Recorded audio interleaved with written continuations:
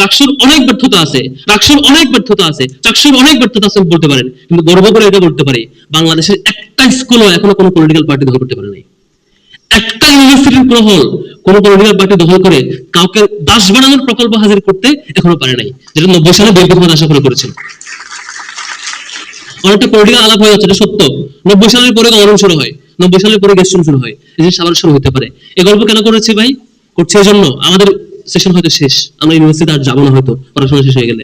এবার দায়িত্বটা আপনাদের, আপনার ক্যাম্পাসকে নিরাপদ রাখবার, আপনার 5 বছরের একাডেমিক লাইফ নিখুঁতভাবে কোন ধরনের টর্চার ছাড়া, ট্রমা ছাড়া, এই ফ্যাসিলিটি কায়দার যে স্ট্রাকচার, জুলুম করার যে স্ট্রাকচার, সেই স্ট্রাকচার ডেভেলপ করতে না পারে, পরবর্তী আপনার ছোট ভাই যদি কোনো ছোট ভাই ভিকটিম হতে না পারে, সেটা সকল বন্দোবস্ত করে যাওয়ার দায়িত্ব আপনার।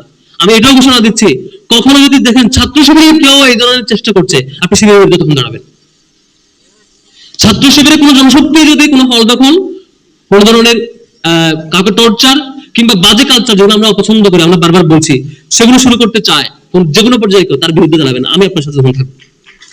এই জিনিস যাতে কেউ হতে না পারে, বিশ্বাস করবেন কিনা জানি না, এটা আমাদের অসংখ্য শহীদের যে রক্তের বিনিময়ে আমরা পেয়েছি, এটা যে কত মূল্য, এটা আমাদের বাইরে এখন ফিল করছে না। আমরা বিশ্ববিদ্যালয়ের সর্বশেষ ডাকসুর উদ্যোগে আমরা নতুন প্রোগ্রাম অ্যানাউন্স করেছি, যে গণরুম গেস্ট রুমের স্মৃতি লেখন, যাতে নতুনরা জানতে পারে।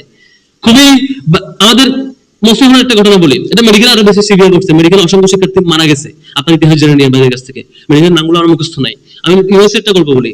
রাকিব ভাইকে মহসিন হলে সারা রাত পিটাতে রক্ত বমি করছে। বমির এক পর্যায়ে তিনি সেন্সলেস হয়ে যাবে অবস্থা। তিনি চাচ্ছেন, ভাই আমাকে একটু পানি দেন, আমি মনে হয় মারা যাবো। তাকে বলছে তুই পেশাব খা, পানি খাওয়ার দরকার নাই। তাকে পেশাব করে বোতল নিয়ে দিল। এটুকু শেষ না, শিক্ষকরা আসতেন, বিশ্ববিদ্যালয়ের হলের প্রভোস্টরা মিলে, সেসব ওই দলের ছাত্রলীগের ক্যাডাররা মিলে রাকিব ভাইকে থানায় নিয়ে রাকিব ভাইকে উল্টা আসামি করে মামলা দিল, যাকে সারা টর্চার করা হলো। অপরাধ কি? অপরাধ হচ্ছে জাস্ট একটা বিষয়ে তাদের সাথে ভিন্ন মত পোষণ করছে, এটা হচ্ছে তার অপরাধ। এই ঘটনাগুলো আগে ঘটেছে, এখন আলহামদুলিল্লাহ আপনারা পাচ্ছেন। আমাদের বাংলাদেশ এত বছর পিছিয়ে যাওয়ার অন্যতম একটা কারণ হচ্ছে মেধাবী শিক্ষার্থীরা বিশ্ববিদ্যালয় পরিসরে তার মেধার যে বিকাশ করবার কথা, তার গবেষণার যে বিকাশ করবার কথা, তার যে সামগ্রিক দেশ নিয়ে ভাববার যে কথা, নিজেকে নিয়ে ভাববার যে কথা, সেই সুযোগ শিক্ষার্থীরা পায় নাই। আর তাদেরকে এমন একটা চাপের মধ্যে রাখা হয়েছে, সে অলওয়েজ ট্রমাটাইজ থাকতেন। কেমন করে সে বাঁচবে, কেমন করে এই ভয় কাটাবে, কেমন করে মিনিমাম করে সে একাডেমিক লাইফ শেষ করবে, এই ট্রমাই সে পার করতে পারে নাই।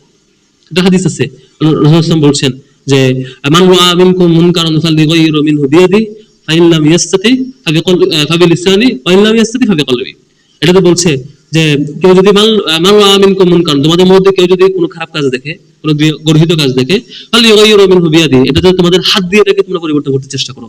অর্থাৎ শক্তি দিয়ে, আমাদের পেশি শক্তি দিয়ে, ক্যাপাসিটি দিয়ে আমরা এটা প্রতিবাদ করি।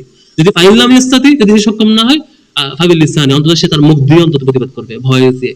যদি তাও না পারে, ফাইলাম ইস্তাতি, তারপর বলছে হচ্ছে ফাবিকলবি, সে অন্তত তার হৃদয় দিয়ে ঘৃণা করবে। ওয়াযালিকা আদআফুল ঈমান। মুসলিমদের জন্য বলছে এটা হচ্ছে মানে সবচেয়ে দুর্বলতম স্থান, যে আপনি অন্তত অন্তর দিয়ে ঘৃণা করবেন এই ধরনের প্রকল্পকে, যে গর্হিত কাজকে। তখন হচ্ছে আপনার ইমানের ন্যূনতম স্টেজ। এখানে যারা মুসলিম শিক্ষার্থী আছেন তাদেরকে অনুরোধ করবো, আপনার ইমানের পরিচয় অন্যতম এই জায়গাটিতে। আলহামদুলিল্লাহ আমরা 5 আগস্টের পর থেকে বিশ্ববিদ্যালয়ে একটা ভালো